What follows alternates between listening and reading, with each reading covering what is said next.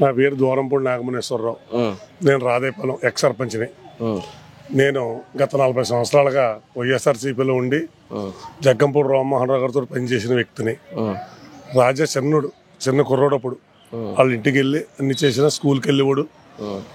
అలాంటప్పటి నుంచి కూడా వాళ్ళ ఇంట్లో మాకు మంచి సత్సంగాలు ఉండి బాగా మంచి వాళ్ళకు కూడా బంధువు మొత్తం కూడా మాకు ఉంది. అయినా సరే ఆయన వాళ్ళ నాన్నగారికి ఆయనకి మాట్లాడి తీరి లేదు. ఎవరినైతే ఉంచుకుంటే పని చేద్దాం, ఎవరితోటైతే మనం పని చేయించుకుందాం అనే విధానం లేకుండా ఎవరో ఊరికి ఒక్కొక్క నాయకుడిని ఎట్టుకుని ఆ నాయకుడి చేత మా 4-5 గ్రూపులు ఎట్టుకోవడం వల్ల ఈ వైసీపీకి నష్టం కలుగుతుంది. మరి ఇప్పుడు ఇక్కడ బొత్తుల బలరామకృష్ణ గారు జనసేన పార్టీ నుంచి, ఒక పక్క జక్కంపూడి రాజు గారు వైసీపీ, ఇద్దరు ఎమ్మెల్యేగా గెలిచే అవకాశం. ఎమ్మెల్యేగా 100% కూడా బొత్తుల బలరామకృష్ణ గారు నెక్కుతారండి. అంటే ఇక్కడ సంక్షేమ పథకాలు అంటారు తప్ప సంక్షేమ పథకాలు తీసుకున్న వాళ్ళు అయితే 130 మంది ఉంటారు, వ్యతిరేకించే వాళ్ళు 170 మంది ఉన్నారండి. ల్యాండ్ సీలింగ్ దాని గురించి కానీ, టైటిల్ డీడీ గురించి కానీ, ఒక ఇసుక గురించి కానీ, తాపీ మేస్త్రులు కానీ, ఒక పని చేసేవాళ్ళు కానీ, ఒక బాటిలింగ్ మందాగి వాళ్ళు కానీ ప్రతి వాళ్ళు కూడా వ్యతిరేకిస్తున్నారు ఈ పార్టీని. వాళ్ళు వ్యతిరేకించి 100% కూడా ఈ బొత్తుల బలరామకృష్ణ గారే ఎమ్మెల్యే అవుతాడు. మరి ఇప్పుడు జక్కంపూడి రాజా గారు గోదావరి వాటర్ తీసుకొచ్చారని ఆయన పరిపాలన ఎలా ఉందండి ఇక్కడ? ఏమంటే పని చేయలేదని కాదు, పని చేశారు. పని చేయలేదని కాదు, ఏదైనా ఎమ్మెల్యేగా బాగా చేశారు. కానీ కలుపుకోరతనం లేక ఇక్కడ పార్టీ పోతుంది. ఓకే, గ్యారంటీగా కలుపుకోరతనం లేక జనంలో జనాల్లో మాట్లాడటం లేక కదా. అంటే మన పార్టీకి వాళ్ళే వస్తారు, మనం వీళ్ళు సంక్షేమ పథకాలు ఇచ్చాం ఎందుకు రారు అన్న ఏవులు పడి ఉన్నారు వాళ్ళ. అది ఏం కాదు, ప్రతి ఊళ్ళో సంక్షేమ పథకాలు ఇస్తారు, ఎవరి దగ్గర ఇస్తారని చెప్పి ప్రజలకే అర్థమైపోయింది.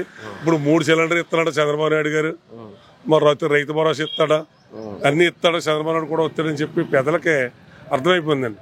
ఎవడొచ్చినా పథకాలు ఆపరు, ఎవడొచ్చినా పర్లేదు అన్న ఏవులో జనం ఉన్నారండి. సార్ ఇప్పుడు రాష్ట్రపరంగా చూసుకుంటే జగన్మోహన్ రెడ్డి గారు ఒక పక్క ఏమో చంద్రబాబు నాయుడు గారితో కూటమి, వీళ్ళిద్దరు ముఖ్యమంత్రి గెలిచే అవకాశం. ఇప్పుడు కూటమిలో గ్యారంటీగా చంద్రబాబు నాయుడు సీఎం అండి. పవన్ కళ్యాణ్ మద్దతు, ఈ బీజేపీ మద్దతు వల్ల గ్యారంటీగా చంద్రబాబు నాయుడు గారు సీఎం అండి. ఇప్పుడు ఈ కూటమిలో సీఎం కాకపోతే ఇప్పుడు కూడా జగన్మోహన్ రెడ్డి ఓడించి కూడా ఉండండి. 100% 130 సీట్లు 135 సీట్లు గ్యారంటీగా కూటమికి వస్తాయండి. గ్యారంటీగా ఇప్పుడు జగన్మోహన్ రెడ్డి గారు ప్రవేశపెట్టిన పథకాలు, సంక్షేమ పథకాలను వ్యతిరేకించేటువంటి ప్రతిపక్ష నాయకుడు చంద్రబాబు నాయుడు గారు అదే పథకాలని ఆయన రిలేటెడ్ గా సేమ్ దింపి ఒక 100-1000 ఎక్స్ట్రా పెట్టి ఇస్తానంటున్నాడు. అలా ఇవ్వడం వల్ల కూడా అప్పు అవుతుంది కదా, అభివృద్ధి జరిగే అవకాశం. చంద్రబాబు నాయుడు గారు విజన్ ఉన్న నాయకుడండి. అతను ఎలాగైతే తేగలను, ఎలాగైతే ఖర్చు పెట్టగలను తెలిసిన నాయకుడండి. ప్రజలకే సోమరపోతులు చేసే నాయకుడు కదా అతను. సోమరపోతులు చేసి సంక్షేమ పథకాలు ఇచ్చి వాళ్ళ సోమరపోతులుగా ఉండొచ్చే నాయకుడు కాదు. అతను ఏం చేస్తాడంటే సంక్షేమ పథకాలతో పాటు మన రాష్ట్రానికి వచ్చే వనరులని పెంచుకుని వాటి ద్వారా ఇస్తారండి. ఇది అప్పులు చేసి వనరులు ఇచ్చే నాయకుడు కాదండి అని చంద్రబాబు నాయుడు గారు. అది విషయం. సో కూటమి గెలిచే అవకాశం. కూటమి గ్యారంటీగా 100%కి 100% కూడా గ్యారంటీ బాబు. ఇప్పుడు ఇక్కడ ఎంపీ క్యాండిడేట్ గా ఎంపీ పురంధరేశ్వరి విజయనగర నాయకురాలు ఆవిడ. ఎన్టీ రామారావు కూతురు, మంచి పేరుందా. మోడీ గారు చేసిన అభివృద్ధి కార్యక్రమాలకి, మోడీ గారు చేసిన రాములు గుడి గురించి కానీ వాళ్ళకి మంచి పేరుందా. ఆ పేరు పత్రికలతో ఎంపీ క్యాండిడేట్ గ్యారెంటీ నెక్కుతుంది. ఒక గూడూరు శ్రీనివాస్ గారు ఒక దివాంచరిక పరుగుతుంది తప్ప ఒక డాక్టర్గా అతనేమి పెద్ద అన్ని ఊళ్ళు తెలిసిన నాయకుడు కాదు. ఆ కొత్త క్యాండిడేట్ ఏం తెలియని నాయకుడు పెట్టారు. వాళ్ళ పెట్టినా కానీ ఆయన కూడా కలయికి తక్కువ, మాట్లాడే విధానం లేదు. ఈయనకి ఎంపీ క్యాండిడేట్ ఆయన పోల్చుకుంటే అసలు ఎక్కడ కూడా పొంతలు ఉండదు. పురంధరేశ్వర్ 100% నెక్కుతాం. రాష్ట్రం మళ్ళీ చంద్రబాబు నాయుడు సీఎం అవుతాడు, ఇప్పుడు రాష్ట్ర మంత్రి అవుతుంది గ్యారంటీగా. ఇది గ్యారంటీ. ఇద్దరులో ఎమ్మెల్యే క్యాండిడేట్ గెలిచే అవకాశం రాజా గారు కన్నా. రాజా గారు ఎందుకంటే మాకు మంచి పనులు చేశాడండి. దీంట్లో మనం చెప్పేది ఏముందండి, ప్రతి ఒక్కరికి మనిషి అనేవారు ఎవరైనా సరే ఇప్పటి వరకు చాలా మంది ఎమ్మెల్యేలను చూసాం. మరి గతంలో చూసిన ముఖ్యమంత్రులను కూడా చూసుకుంటే ఇప్పటి వరకు మాకు ఇంత మంచి పనులు చేసింది కూడా ఎవరో మాకు కనపడలేదు. అభివృద్ధి జరిగిందండి. అదిగోండి పక్కగా కనపడుతుంది. గోదావరి వాటర్ వచ్చిందండి మాకు. ప్రతి ఒక్కరు మాకు ఇళ్ల స్థలాలు వచ్చినాయండి. సిమెంట్ రోడ్లు వేసారండి. మూలలో అదే ఆ రోడ్డు కూడా పడదనుకున్నామండి. ఆ సందులో ఆటో ఉన్న సందులోనే ఆ రోడ్డు కూడా పడిందండి. పడదనుకున్న డ్రైనేజీలు పడ్డాయి. మాకు రావనుకున్న వాటర్ కూడా వచ్చింది. ఎక్కడికో కిలోమీటర్ వెళ్ళి బైపాస్ దాటిన తర్వాత తెచ్చుకునే వాళ్ళం వాటర్. మరి రాజా గారు వచ్చిన తర్వాత ఈ పైపులు చక్కగా పైపులు వేశారు. గోదావరి వాటర్ కానీ వాడుకోవడానికి కానీ స్థలాలు కానీ ప్రతిదీ కూడా అభివృద్ధి అంటే మాకు బాగా జరిగిందండి. బాగా జరిగిందండి. పథకాలు కూడా చాలా సక్రమంగా అందినాయండి. అమ్మఒడి తర్వాత ఇంకా వగైరా ప్రతిదీ కూడా స్కూల్ అభివృద్ధి ఏంటి, పిల్లల చదువు విషయంలో కానీ జగన్ గారి విషయంలో అయితే మరి ఏ ముఖ్యమంత్రి కూడా చేయనంత రీతిగా మరి ముఖ్యమంత్రి గారు చేయడం జరిగిందండి. అదే మళ్ళీ కానీ మనం ఓట్లు వేసుకునండి మేమంతా ఆయన కానీ గెలిపించుకోవడం అంటే గెలుస్తాడు, ఆయనే గెలుస్తాడు కంపల్సరీ, అది కన్ఫర్మ్. ఎందుకంటే చేసిన మంచి అక్కడికే పోదండి. అవునండి. తల్లిదండ్రులు కన్నా బిడ్డలను ఎలాగైతే పెంచుకుంటారో ఆయన పాలనలో ఇక్కడున్న జనాన్ని అందరినీ, మన రాష్ట్రంలో ఉన్న జనాన్ని అందరినీ కూడా ఆయన బిడ్డల కన్నా ఎక్కువగా చూసుకుంటున్నాడు. అంతకన్నా గొప్ప ముఖ్యమంత్రి ఇంకెవరికండి ఎక్కడ దొరుకుతాడండి? మరి ఇప్పుడు చంద్రబాబు నాయుడు గారు వీళ్ళు కూటమి వస్తున్నారు, ఏమన్నా గెలిచే అవకాశం ఉందంటారు? ఎవరికండి? జగన్ గారి మీద గెలిచే అవకాశం వాళ్ళకైతే ఉండదండి. ఎందుకంటే ఆయన ఏనాడు ఎవరికి ఏమి చేయలేదు. ఆయన చేసిన వాగ్దానాలను నెరవేర్చలేదు. ఆయన ఏదో పెట్టాడు, డోకరా రుణమాఫీ అన్నాడు చేయలేదు, రైతులకు రుణమాఫీ అన్నాడు చేయలేదు. మరి ఇప్పుడు ఆ గతంలో పోల్చుకుంటే ఇప్పుడు ఎలాగుందండి? ప్రతి విషయంలో కూడా రైతులకు కానీ తర్వాత ప్రతి ఒక్క విషయంలో కానీ మరి జగన్ గారు చేసిన మంచి పనులు కనపడుతుంది కదండి. మరి ముఖ్యమంత్రి చంద్రబాబు నాయుడు గారు ఏం చేశారండి? ఆయన ఏది పెట్టింది కూడా ప్రతిదీ కూడా మనకైనా నెరవేర్చాడండి? వాగ్దానాలు చేయలేదు కదా. మరి సీఎం గారు మరి ఆడిన మాట నేను తప్పనన్నాడు, తప్పకుండానే చేసి పెట్టాడు. ఆయన చెప్తే చేస్తానన్నాడు, అంతే చేసి పెట్టాడండి. ఎంతకన్నా గొప్ప ముఖ్యమంత్రి ఇంకెక్కడ ఏ స్టేట్లో ఉంటాడండి? వీళ్ళు ఎంతమంది వచ్చినా జగన్మోహన్ రెడ్డి గారు ఎంతమంది వచ్చినా జగన్ గారిని కొట్టే మగాడు ఇంకా ఎవడో పుట్టలేదు, పుట్టరు కూడా ఆంధ్రప్రదేశ్లో. ఓకేనండి, ఆయనే గెలుస్తారు. గ్యారంటీ పక్క. ఎవరు ఎమ్మెల్యేగా గెలిచే అవకాశాలు అంటే నాకు తెలిసిన వరకు ఇప్పుడు ప్రజెంట్ ఉన్న సిచ్యువేషన్ బట్టి బత్తు బలరామకృష్ణ గారికి మ్యాక్సిమం ఒక 25,000 ఓట్ల నుంచి 35,000 ఓట్ల మెజార్టీతో గెలిచే అవకాశాలు ఉన్నాయి. దానికి కారణాలు ఏంటంటే పైన రాజు రాక్షసుడు అయితే కింద ప్రజలు ఏమవుతారనేది మీకు తెలుసు. ఆ విధంగానే ఈ ఎలక్షన్ జరిగేది. ఇక్కడే కాదు ప్రతి చోట కూడా 175 స్థానాల్లో కూడా ఇదే జరిగిద్ది. అయితే ఈ రాజా గారు చేసిన పను లేకపోతే జగన్ చేసిన తప్ప అంటే దీనికి చిన్న చిన్న కారణాలు ఉన్నాయి. ఆ కారణాలు అవి చాలా పెద్దగా అయిపోయినాయి. ఆ కారణాలు ఏంటంటే ఇళ్ల స్థలాలు ఓన్లీ నాయకులకే లేకపోతే అవతల పార్టీ వాళ్ళు ఎవరైనా గట్టిగా మాట్లాడే వాళ్ళకే ఇళ్ల స్థలాలు ఇచ్చారు.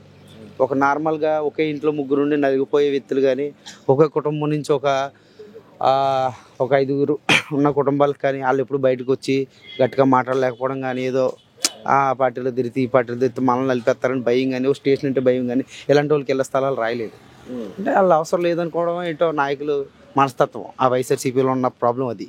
దానివల్ల ఇవాళ బత్తు బలరామకృష్ణ గారు మంచి వల్ల నాకు తెలిసినంత వరకు 35,000 నుంచి 45,000, 25,000 నుంచి 35,000 ఈ మధ్యలో మొత్తం మీద మెజార్టీ మీద గెలిచే అవకాశాలు ఎక్కువ ఉన్నాయని నా ఉద్దేశం. జగన్మోహన్ రాజా గారి పరిపాలన ఎలా ఉంది, అలాగే ఆయన పరిపాలనలో యువత కొంచెం రాంగ్ రూట్ తప్పి కొంచెం గాంజాయి అంటూ కొంచెం బ్లేడ్ బ్యాచ్ అంటూ ఇలా తిరుగుతున్నాయని అపోహలు ఉన్నాయి, నిజమేనంటారు?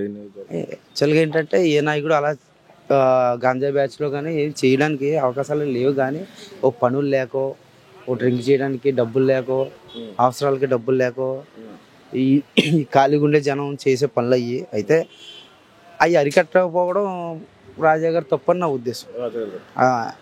ఎందుకంటే ఇక్కడే ఇదే సూర్యాపేట నుంచి ఇలాగా కానవరం నుంచి ఇటు సైడ్ నుంచి వచ్చే తెల్లరగట్ల 4 గంటలకు 5 గంటలకు వచ్చే కాయలు అమ్ముకుంటే రైతులు వాళ్ళ డబ్బులతో 30,000 ఉంటాయి 20,000 ఉంటానో ఈ బ్లేడ్ చూపించి ఆ డబ్బులు అవి తీసుకోవడం, బెదిరించడం ఇది కొంచెం ఎక్కువయ్యింది. అయితే నా ఉద్దేశ ప్రకారం ఏంటంటే అరికట్టే విధానం చేయలేదు. అలాగే రాష్ట్రపరంగా చూసుకుంటే చంద్రబాబు నాయుడు గారు గెలిచే అవకాశం ఉందా, లేకపోతే జగన్మోహన్ రెడ్డి గారు మళ్ళీ అవకాశం ముఖ్యమంత్రిగా అయితే నాకు తెలిసి చంద్రబాబు నాయుడు గారే. ఎందుకంటే ఒక చోట తప్పు జరిగింది అనుకోవడానికి లేదు. 175 స్థానాల్లో కూడా అదే జరిగింది. వాళ్ళు ఏంటంటే 151 వచ్చినాయి కదా, మనం ఏదైనా చేయొచ్చు, ఏమన్నా నెక్స్ట్ టైంకి ఏమన్నా ఒక 20-30 తగ్గితే మళ్ళీ మనం అధికారం అనే అపోహల్లో వాళ్ళు చేసింది మామూలు రాద్ధాంతం కాదు. స్టార్టింగ్లో గెలిచారు, లాస్ట్ సంవత్సరం నుంచే కొన్ని పనులు చేయడం మొదలెట్టి ఏదో చేశారు. కానీ జనాలు నమ్మరు. ఇంకా జరిగిన విషయం ఏంటంటే నమ్మక. నాకు తెలిసినంత వరకు 170 స్థానాలు, నాకు తెలిసిన 140 స్థానాలు నా అంచనా ప్రకారం జనం అంచనా ప్రకారం వద్దనుకుంటున్నాం. మెయిన్ ఉద్యోగస్తులు వాళ్ళ ఇబ్బందులు పట్టుకుని చూసుకుంటే 140 స్థానాలు గెలిచే అవకాశం ఉంది. మార్పు కోరుకుంటున్నారా? మార్పు నేనే కదా, అందరూ కోరుకుంటున్నాం. ఓకే. నా దృష్టిలో ఏంటంటే ఇప్పుడు ఇక్కడికి వచ్చే ఇక్కడ ఇదే సూర్యాపేటలో 200 మెజార్టీతోనే మూడు సంవత్సరాలు రెండు సంవత్సరాల కిందట ఎంపీటీసీ గెలిచి 200 మెజార్టీ తెచ్చిన గ్రామం ఇది. అయితే ఈ గ్రామంలో ఎందుకు అంత వ్యతిరేకత వచ్చిందంటే అది మీకు అర్థమైపోయి ఉంటుంది. అంటే 2 సంవత్సరాల ముందే ఈ వ్యతిరేకత ఉంది. ఇప్పుడు ఇవాళ అది అవకాశం మార్చే అవకాశం జనాల్లోకి వచ్చింది.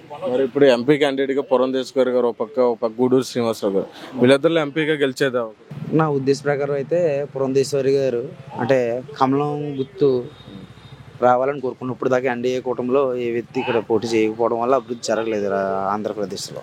కేంద్రంతో సపోర్ట్ ఉంటే మంచి జరుగుతుంది. మంచి అనేది ఏంటంటే వాళ్ళు ఏం చేద్దాం అనుకుంటారంటే వాళ్ళు యాక్చువల్గా ముందు ఇళ్ల స్థలాలైనా కొన్ని రైతు భరోసాలైనా ఇవన్నీ కూడా మోడీ గారు హస్తం ఉంది.